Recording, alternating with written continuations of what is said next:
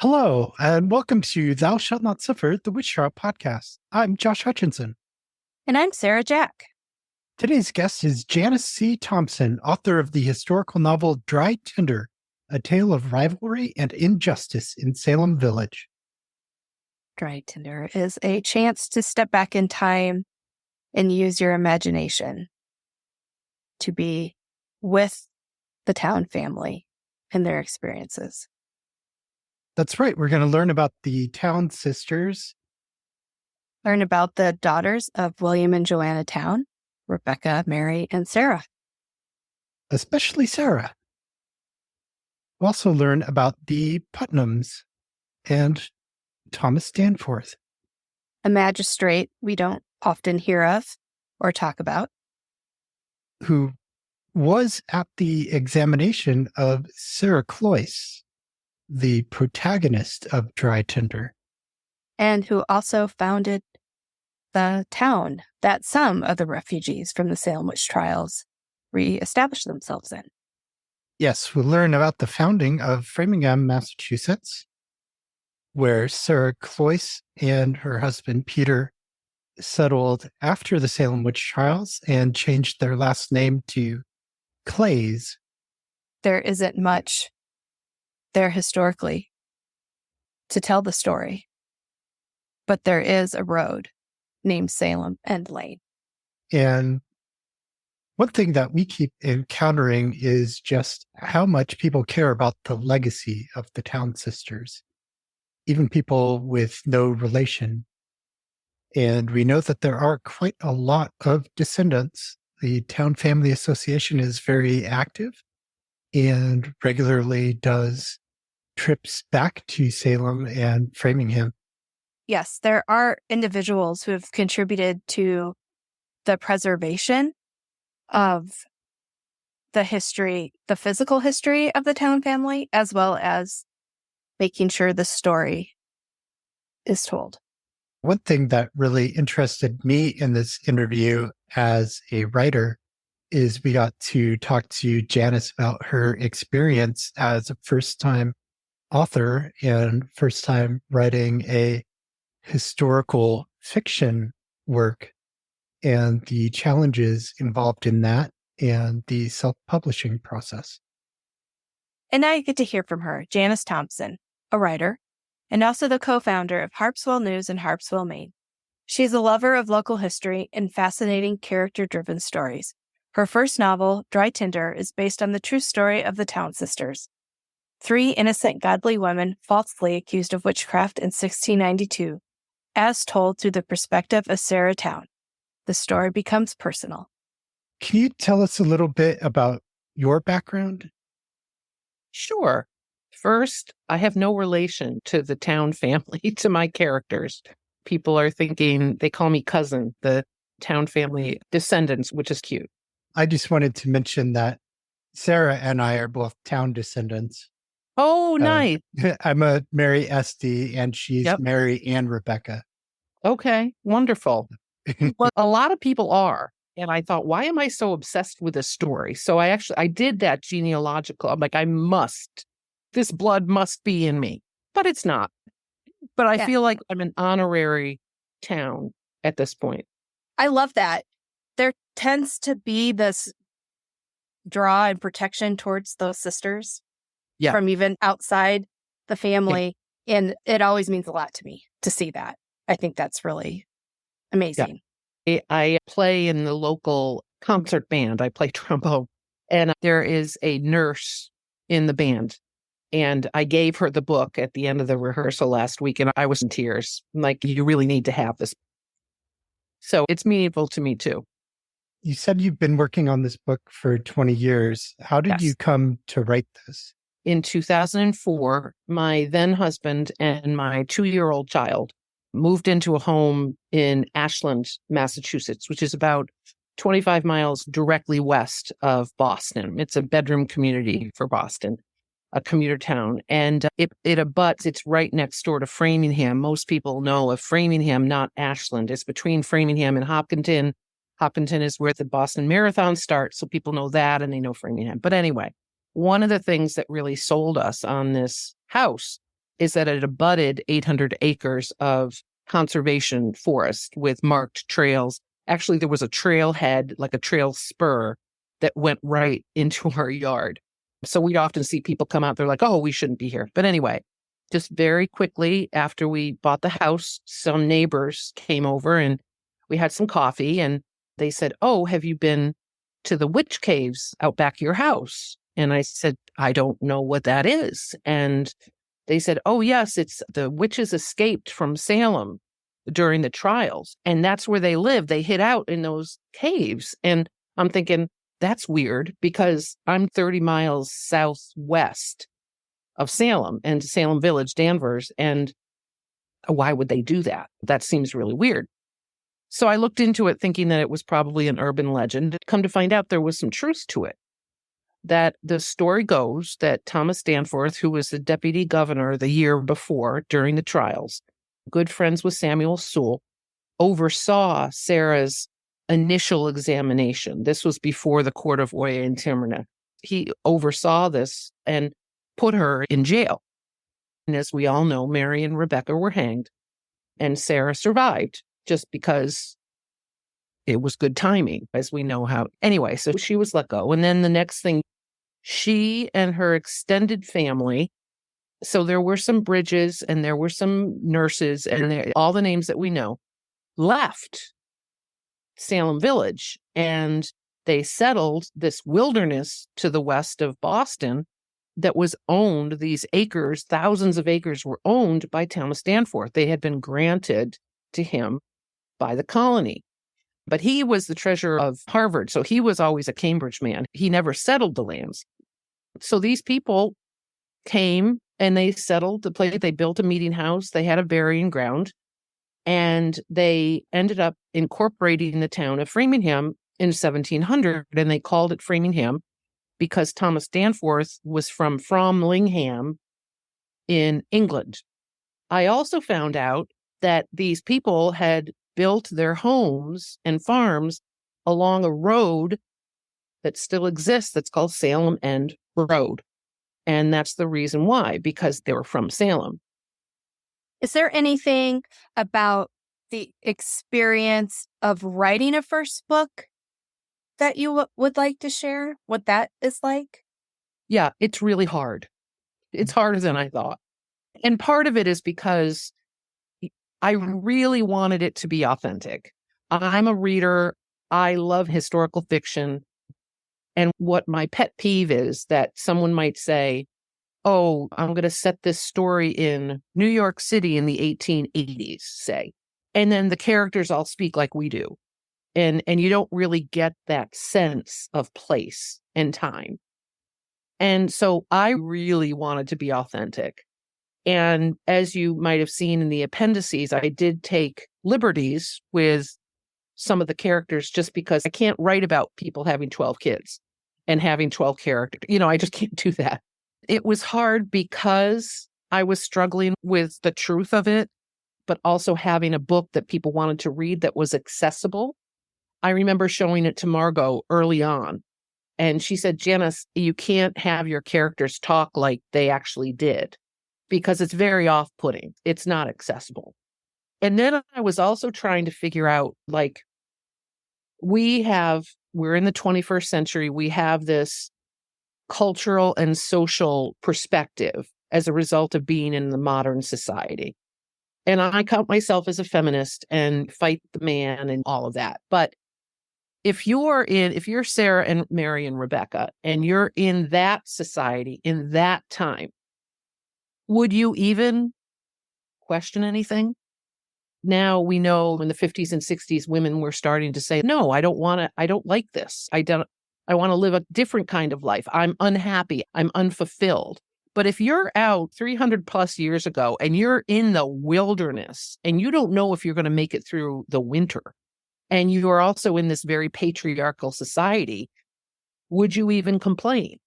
So I really wanted Sarah to be this rebel, but I also wanted it to be authentic. So I was really trying to add more nuance to all of their characters, because nothing in this story, as you probably know, is black and white. A lot of people say, oh, yeah, these girls were evil. I think that they had PTSD and they were suffering too. It's not black and white.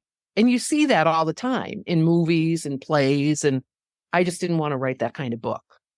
And I also really wanted to set it up, this context starting 20 years before that sets up this tinderbox. And that's actually one of the reasons why I self-published, because the literary agents who were interested in the story said, I'll take this on, but you have to cut out everything except for just the drama of what happened in 1692.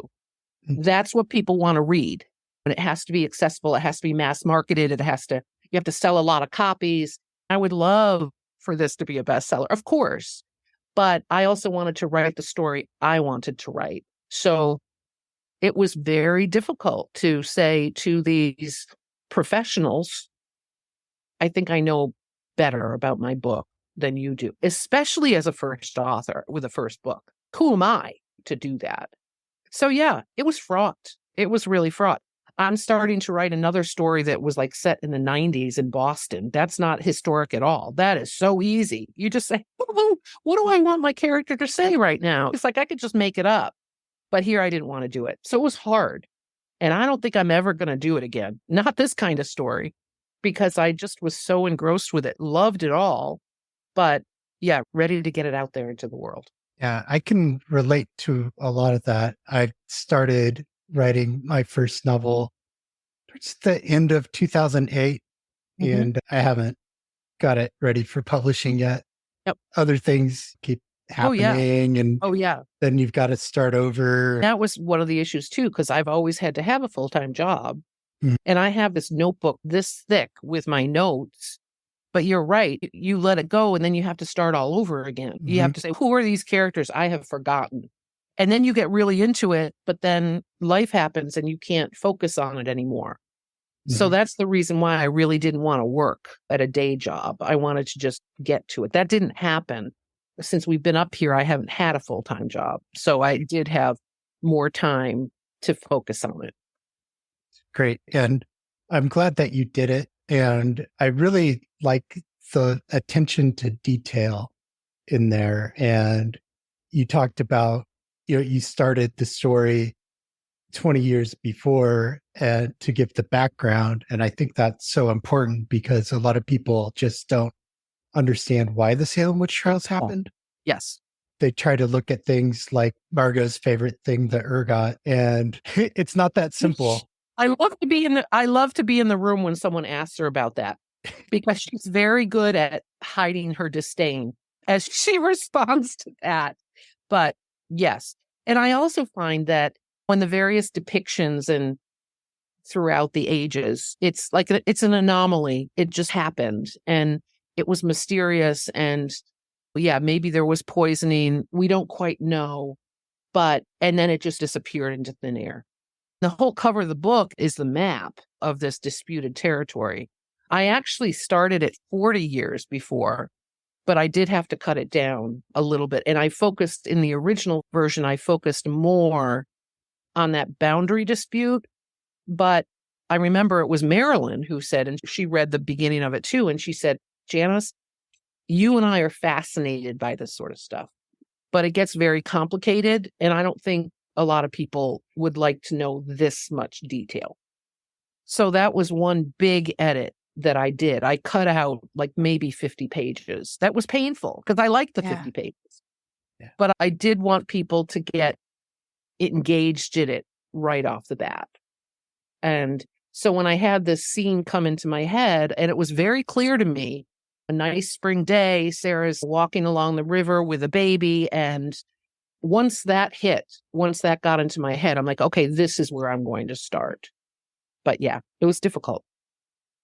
And also, if my 8th grade creative writing teacher could hear you, that would be very lovely, because I just remember he used to say, details, throw in the details, make the reader feel and hear what these characters are doing. So I learned that in 8th grade. As a descendant and possibly because I'm a female as well, the beginning really did pull me in a very nostalgic way, because you meet Sarah first, her motherhood. She's by herself, looking for a little wiggle room from what's pressing in on the women in that society, just in her own outfit and her Yes. hair. Yes. And then I got to listen to her and her sisters have a conversation in a kitchen. How amazing was that? I was so fascinated. I loved that. I could picture Rebecca taking Hannah, Mary working, Sarah trying to relax from the situation that had just happened with her beverage. I just loved it. No, thank you. I myself have 4 sisters. I'm in the middle, like Sarah. And this is probably one of the reasons why I resonated with her, because I'm very close with my sisters. We're a very tight-knit family, and they're a lot different than I am. For example, they're very religious, and I'm not. So I was inhabiting Sarah at that point when she said, why can't I be more like my sisters? That's an experience that I've had for a very long time. So you have to walk that line between intense love and devotion and frustration. And that's what I wanted to bring out. And even in that initial conversation, because Sarah was getting annoyed with them when they chastised her for taking off her cap. That whole episode with the cap is so indicative of the kind of details that you put in there that really ground people in the time. Mhm. So I think it was very important how you give a subtle explainer of what life is like in the 17th century for women without just doing a big data dump. Well, and that's why these resources were so helpful. Like I have books you probably saw in the bibliography. I think there were 100 listings there, but some of them were like life in the colony in the 1600s. And that's what I really wanted to see. I really wanted to find out. You know how they have those huge fireplaces with the iron thing across it that they hung pots from? I didn't know what that was called. And I didn't want to say, oh, that iron thing that goes across.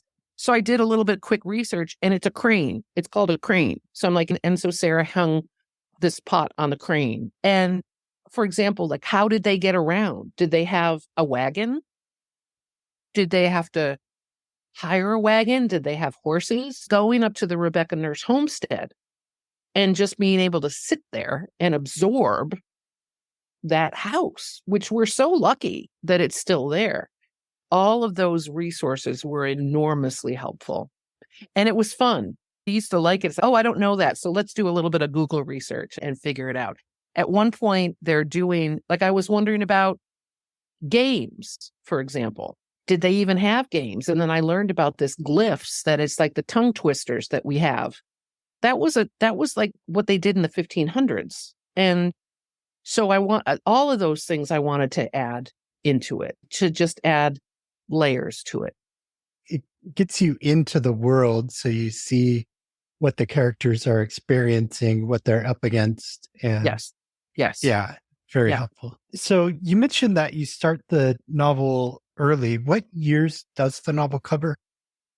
It starts 22 years before, so that was 1670. So that was just about the time when William died. And then I play up the whole thing about Joanna being thought of as a witch. And it was known that witchcraft, it would go from mother to daughter. And I was thinking, what was that about?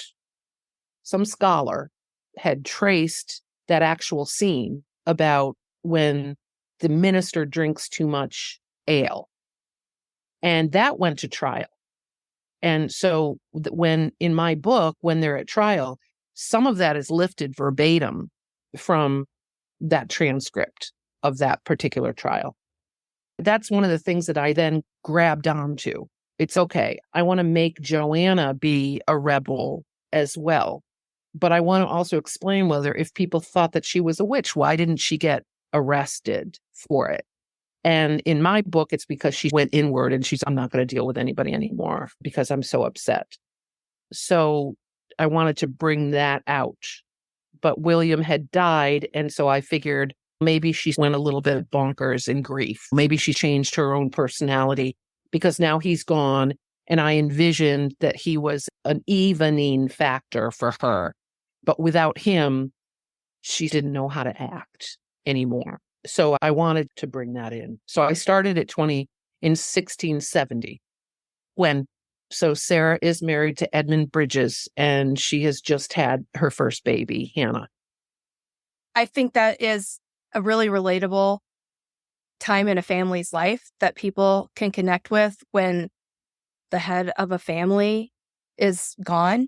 It's Yeah. a huge adjustment Yeah. for the widow, for the descendants. So Yeah. that would have already started a transition in their lives. Yeah, I was trying to trace all of that went down through the years, the uncertainty and the fear. And when people live in that kind of environment, which, by the way, we're living in today, people make bad decisions and they act out of fear. And yes, you're absolutely right. When it's this close-knit family and the patriarch has died, and I think of this family, this extended family, as a very close family that's a little bit different than other families because they just kept having babies because they needed people to till the fields and all of that. Children were seen and not heard. But I envision the Towne family as somewhat different than that. And again, totally fabricated. This is the fiction part. That how do they do that and still be in this very rigid society?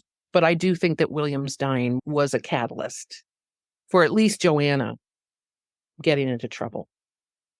And I wanted to ask, what's the significance of the title Dry Tinder? Yeah. It's funny because whenever I do marketing all the time, and so I'm always thinking of designs and headlines, and when we do an appeal for the annual fund, or we're doing this kind of brochure, or we're doing this e-blast and whatever. And usually my creative process with that is it just comes to me. It'll just like all of a sudden I'll be like, okay, I want this. We're working on a booklet now. It's a tasting book for an event that I'm doing. And it's okay. I know what it's supposed to be. Throughout the entire writing of this book, the title wasn't coming to me. And I always said, it doesn't matter because I'm so far away from publication that I don't care.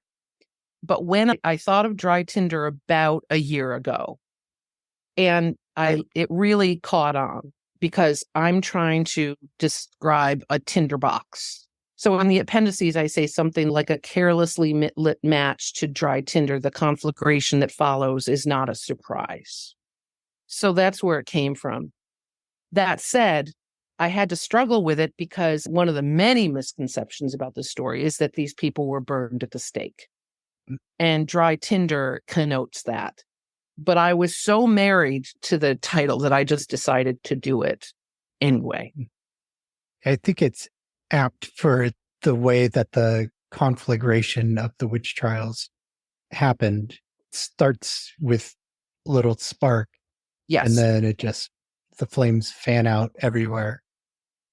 And I tried to pepper the whole thing with, the anger that ran through her felt a flame, or I tried to bring that theme in a couple of little places. But yeah, I do think that that's the thing that fascinated me the most because I've been fascinated with this story for whatever reason my whole life. And so when I started doing that research, I researched it back to England in the 1620s. In the beginning, I even had like backstories about William and Joanna when they were just meeting in their church. And because I kept going back and I kept going because I can see the thread, but I just figured I have to stop somewhere. In fact, I'm not going to do this, but it would be fun to do a prequel about William and Joanna and where they came from. The whole Thomas Danforth, I cut 50 pages out of that backstory. I had the whole thing about how he grew up in Framingham and about his parents and all of this. So there is more on the cutting room floor than is in the book right now. So that's the thing that fascinated me is, I could have, in hindsight, you could see, something's going to happen in this society that's not going to be fun. Makes me worry about today, I have to say. Like, where is this all going to lead to? I was actually not as interested. The trials were like the same. Every single one was the same. They'd say, "Oh, why are you hurting this girl?" "I'm not." "Obviously you are." How many times can you write that? How many times can you write it so that it's different every time? That's the reason why I didn't go into the 3 trials, because they were the same. Some of it had some twists, like Rebecca, they said she was fine, she was innocent, and then they said, "No, go back and try again." So there were little things that were different, but I didn't want to write that. It bored me. We've talked about the Town sisters. Who are some of the other main characters? So they're the sisters, and then of course there's the Putnam clan.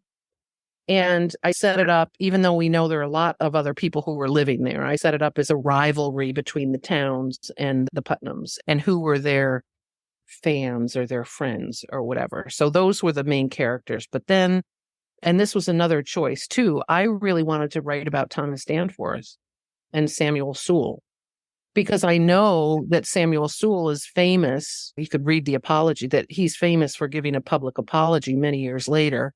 In fact, I used to work at the Boston Athenaeum, which is right across the street from the State House. And you can see a painting of Samuel Sewall in the State House giving that apology. I was so intrigued with what I first found out about, like, why did Thomas Danforth invite this family? I really wanted to talk about Danforth. There's not a lot written about him. And when I was at the Athenaeum, I remember talking to the curator of paintings and sculpture. And he looked into it and he said, yeah, Thomas Danforth doesn't have a formal portrait done, which is very unusual for magistrates at that time. That's an interesting little tidbit. We hear about Cotton Mather, we hear about Samuel Sewall, but we don't hear that much about Danforth. But he was right there. So I brought him in halfway through, and the ministers. And that was another part that's based on reality, that these ministers and these magistrates actually went back and used the Bible, passages in the Bible, to belie the "thou shalt not suffer a witch to live." So I just love that sort of intellectual exercise of these ministers.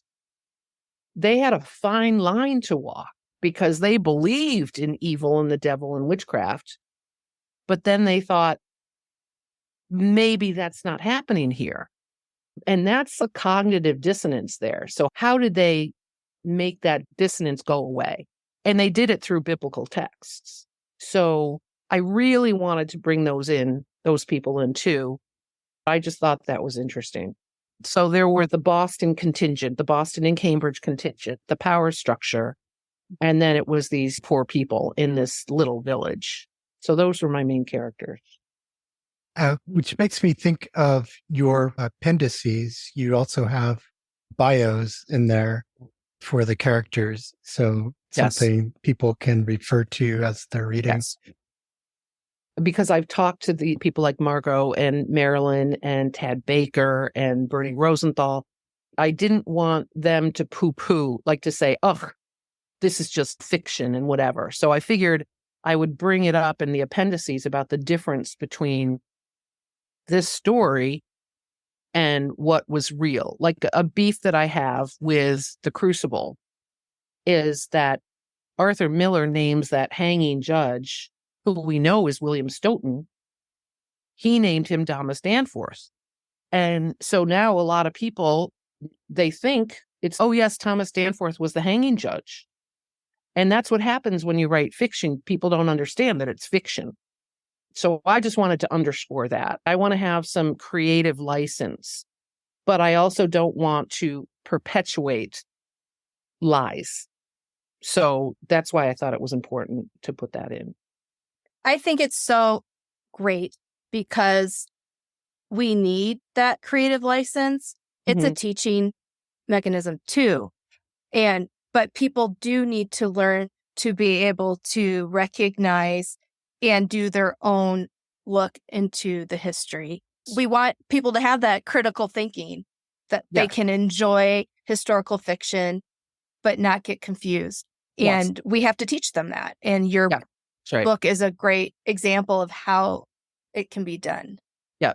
Marilyn's book, The Six Women of Salem, does it very well too, because she does that. Like those beginning chapters, she will just come up with a scene of Rebecca was carrying the water, whatever. You can breathe life into these characters.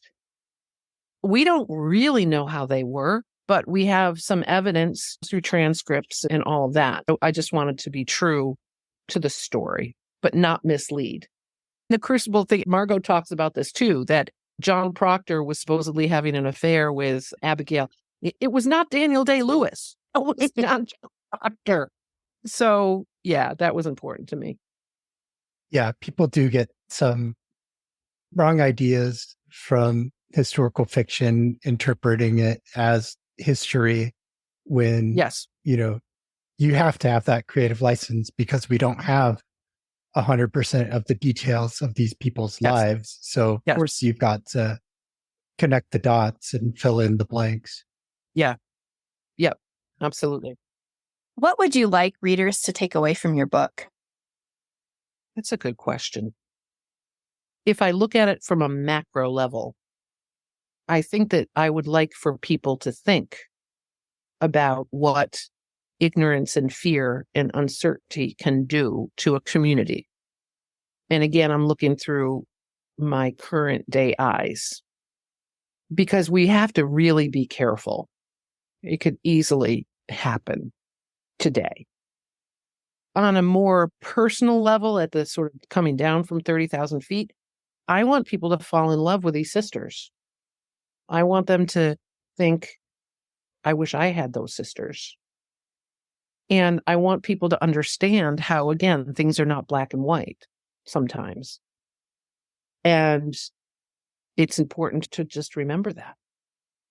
And I want people to really enjoy it too. It's hard when you're into a story that's based on research to write something that would actually be enjoyable. And it's not going to be like a history lesson. I want people to not be able to put this book down. And a number of people have told me that. And that's what I want. I'm not doing this to get rich. People are drawn into Salem with this kind of glamorous, romanticized view of everything.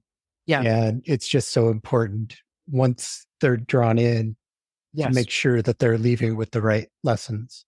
But my book, it is pretty serious. I was at a book signing here locally yesterday, and Harpswell's a very touristy place. It's a tiny little town, but it doubles in population with our summer residents and then tourists because it's beautiful. It's like a postcard. So I was at one of these gift shops with all the tourists, and somebody said, "Why would I want to read this book? It's so sad. It's so down." And I said, "Yeah, but it's okay because you'll be dazzled with my writing style. So that'll even out the subject matter." Yeah. There you go. Yeah. And the thing is, too, there is redemption with Thomas Danforth saying, I apologize. But it is sad because I think she lost her religion. And it would be nice to say that everyone lived happily ever after, but they didn't. They changed their name to Clays when they went to Framingham. And the story is that she never left the house, that she became housebound because she couldn't deal with people.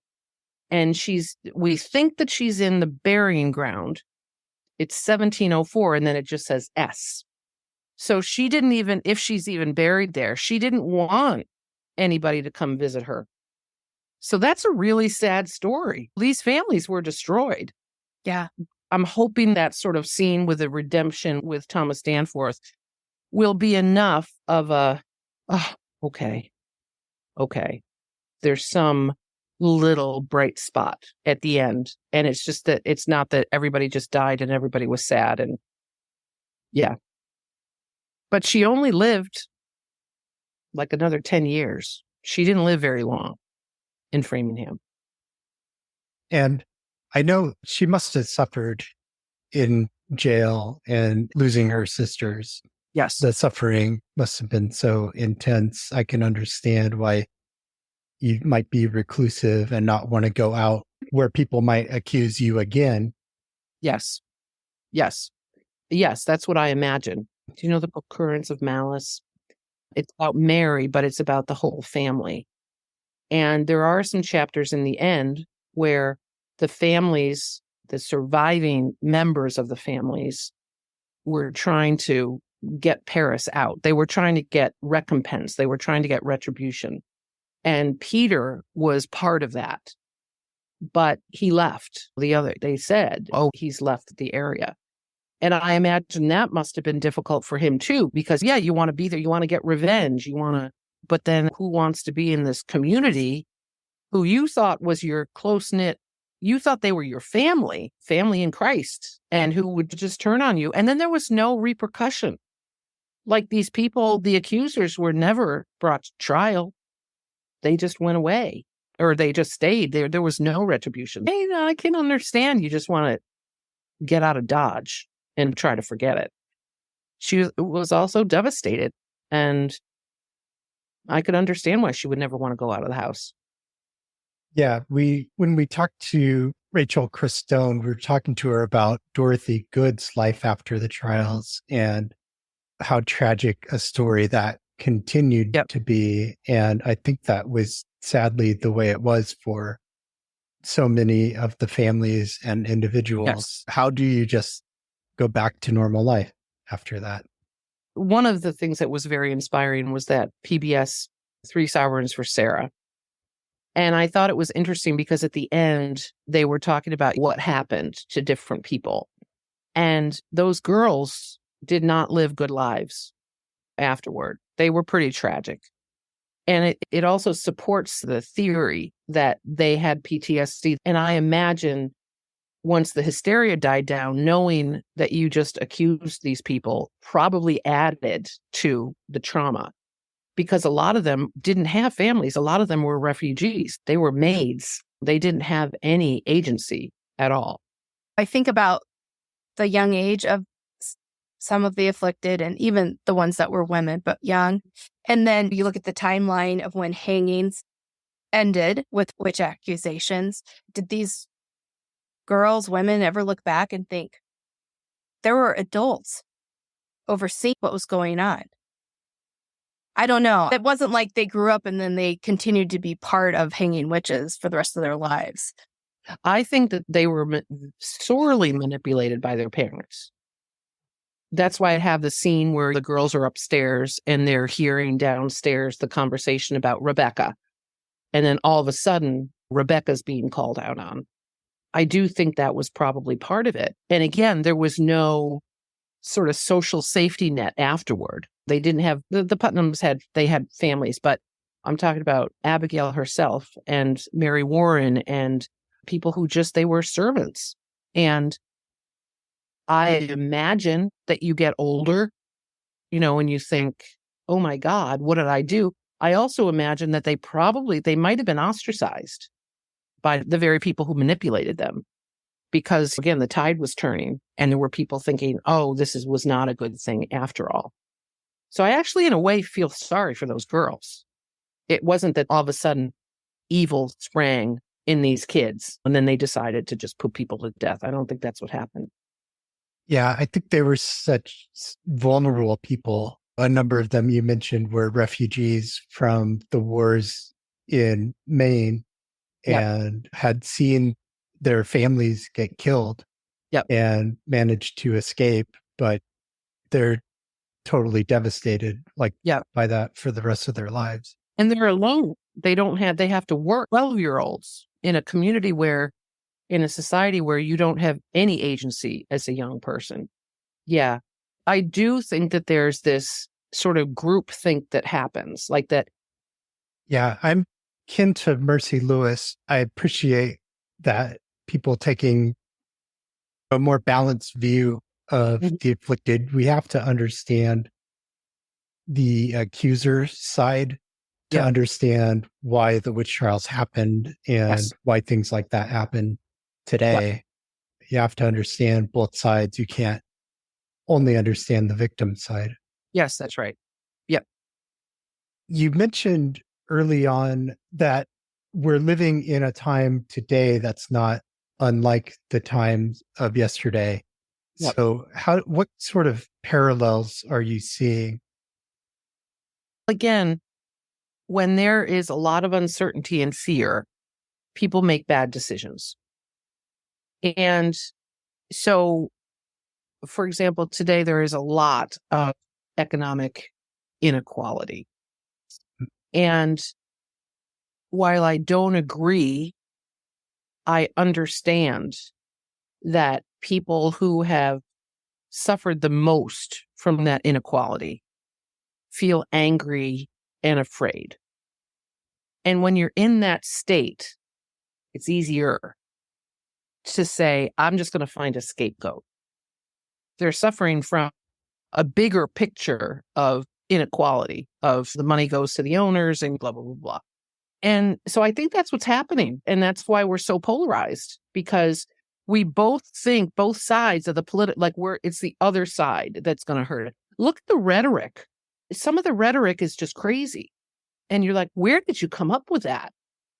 But again, if you're acting out of fear and anger, that's what happens. And I do think that's what was happening.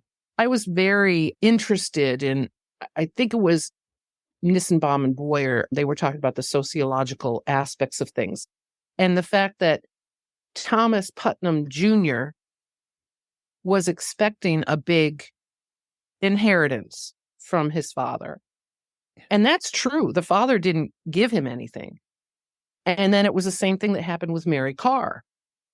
So these two people who were expecting to be moving up in the world and having all this money now doesn't get the money. And God forbid his stepbrother is getting the money instead. And then they look at people like the nurses who were very poor in Salem town and then all of a sudden own this big farm. What's up with that? Why are you getting ahead? And that could be very scary. And I think that was what motivated the Putnams, because they were losing power in the community.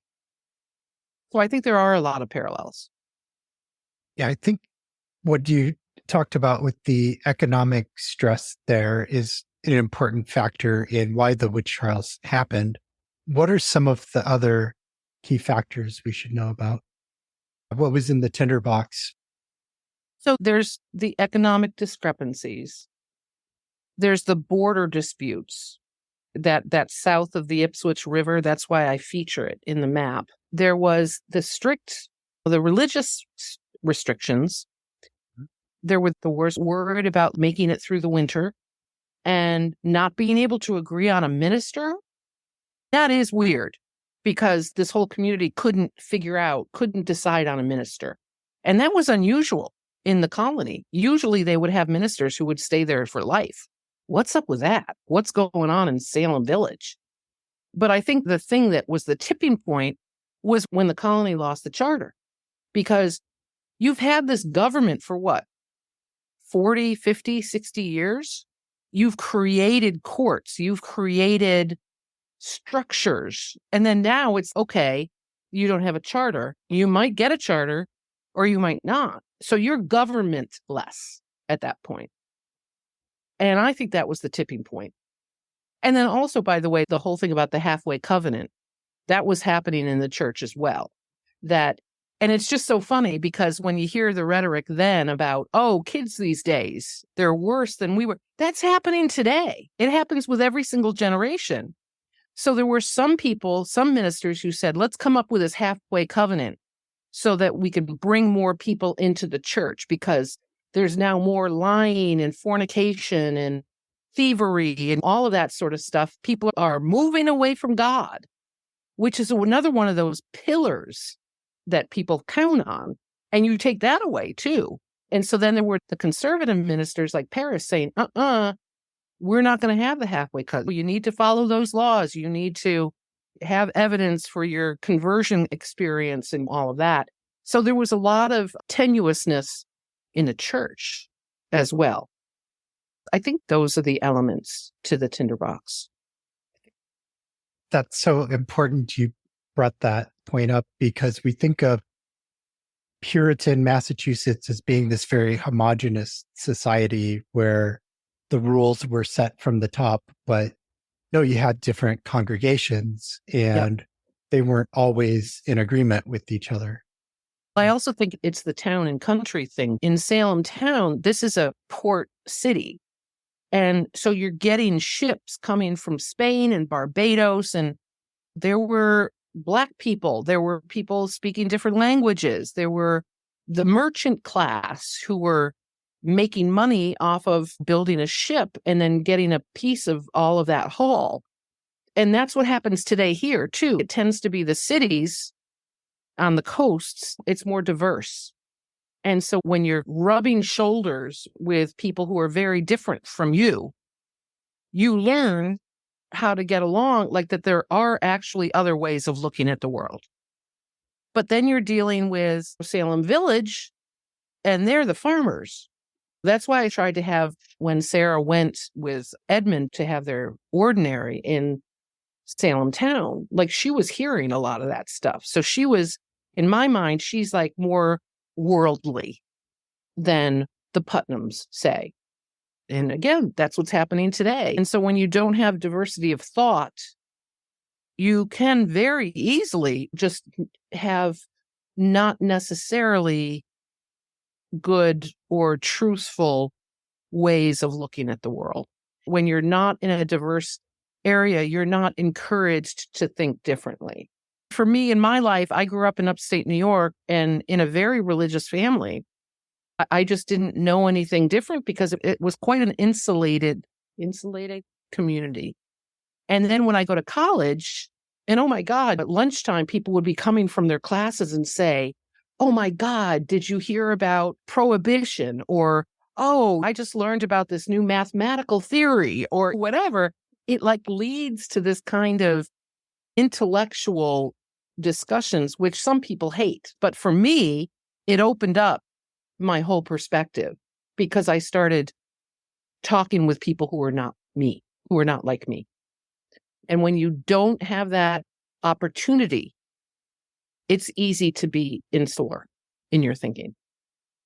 Yeah, I thought the ordinary was such a good setting to have early in the story because of that very reason. There's all these different people from different backgrounds. It shows you that it wasn't just the English Puritan people in Salem. There were other people and people in Salem had been to far-flung places.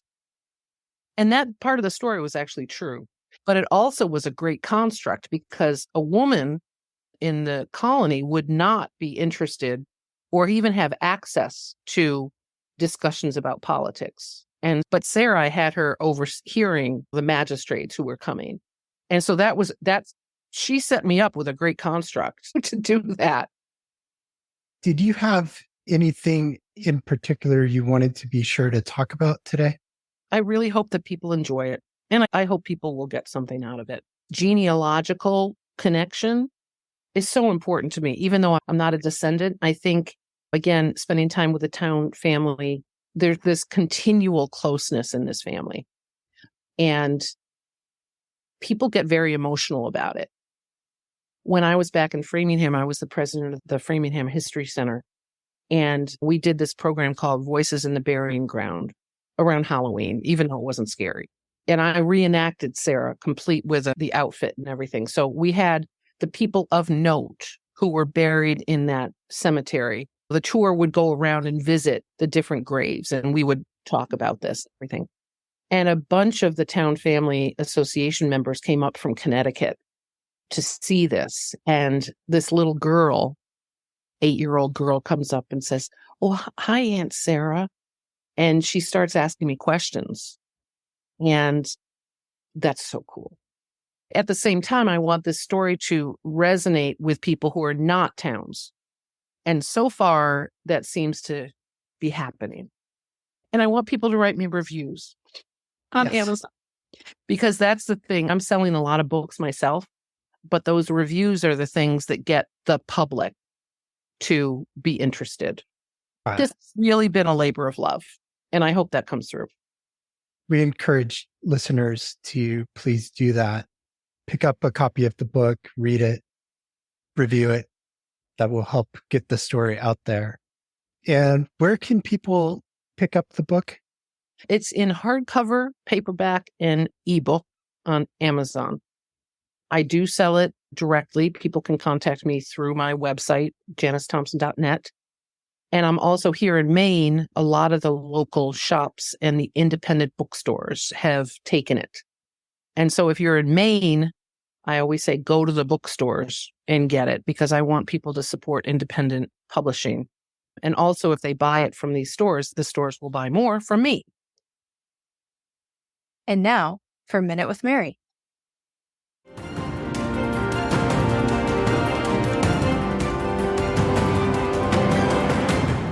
2 weeks ago, 4 days after I was told that I had to move because my lease was going to be up in June of 2024, a tree fell and took out the courtyard attached to my apartment and damaged the overhang, missing my window by about a foot. It will cost hundreds of dollars to repair the courtyard and the overhang, I'm sure. If this was colonial times, I could have been accused of witchcraft. That's right. If this was the late 1600s, my landlord could say that my specter somehow caused that tree to fall, causing considerable damage to the property on purpose. On a more serious note, in 1688, Rebecca Nurse confronted her neighbor, Sarah Towne, because the Holton's pigs kept breaking through their fence, charging into the nurses' fields and destroying their crops. This was serious. Destroyed crops meant less food for the nurses. Shortly after this confrontation, Sarah Towne's husband, Benjamin, became ill and sadly died. Sarah doesn't say anything until 4 years later when she offers a deposition against Rebecca in 1692. Really? Why wait? One can only speculate. Maybe Sarah believed all along that Rebecca's specter caused harm to her husband.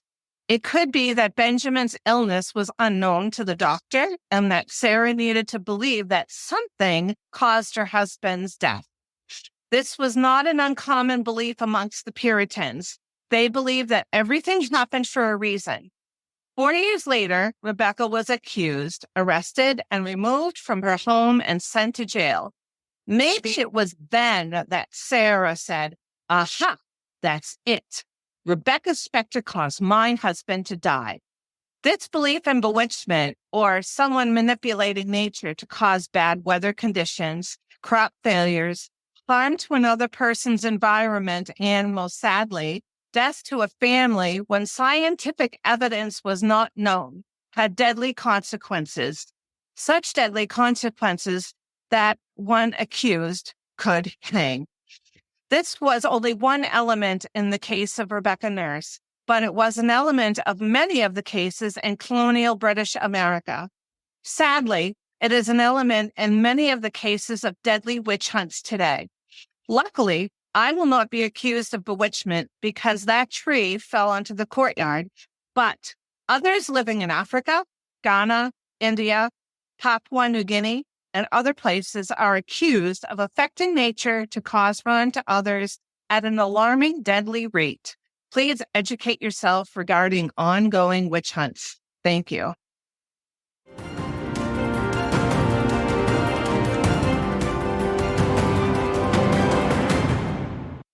Thank you, Mary. Here's Sarah with End Witch Hunts News.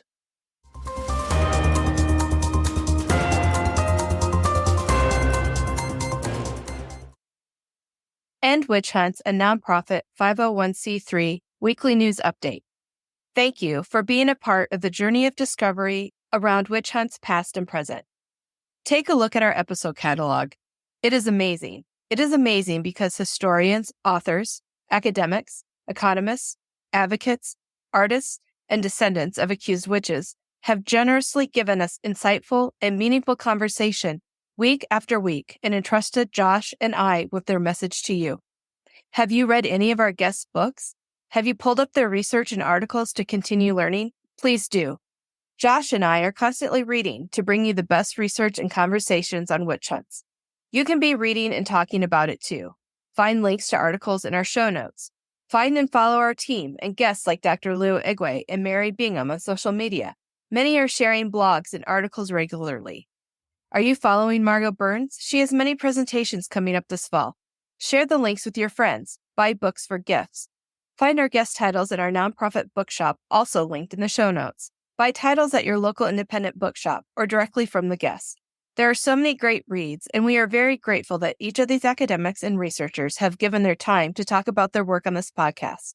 We want this podcast to reach the world with news that witch hunts are real, but that witches are not causing harm with supernatural attacks. That witch hunting is complex and nuanced, but not a mystery. Witch hunting is a current crisis, and we all need to be educated on the ways societies find themselves scapegoating those that cannot possibly be the cause of suffering. The targeted individuals become innocent sufferers themselves due to anger and fear. Every week, Thou Shalt Not Suffer podcast brings both the history of the past witch trials and news and education about the current global effort of ending modern witch hunts. I hope you are being transformed by the education around witch hunts. Are you talking about our End Witch Hunts advocacy questions? Why do we witch hunt? How do we witch hunt? How do we stop hunting witches? Thank you for being a part of the Thou Shalt Not Suffer podcast community. We appreciate your listening and support. Keep sharing our episodes with your friends. Have conversations with them about what you are learning and how you want to jump in and end witch hunts with your particular abilities, influence, and network. Community development that works to end witch hunts is an ongoing long-term collective effort for all of us to participate in. You can learn more by visiting our websites and the websites listed in our show notes for more information about country-specific advocacy groups and development plans in motion across the globe. Get involved. Visit endwitchhunts.org. To support us, make a tax-deductible donation, purchase books from our bookshop, or merch from our Zazzle shop. Have you considered supporting the production of the podcast by joining us as a super listener? Your super listener donation is tax-deductible. Thank you for being a part of our work.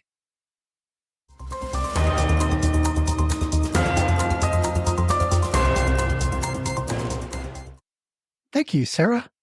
You're welcome. And thank you so much for listening to Thou Shalt Not Suffer, the Witch Trial podcast. Join us next week. Hit the subscribe button wherever you're listening to this podcast.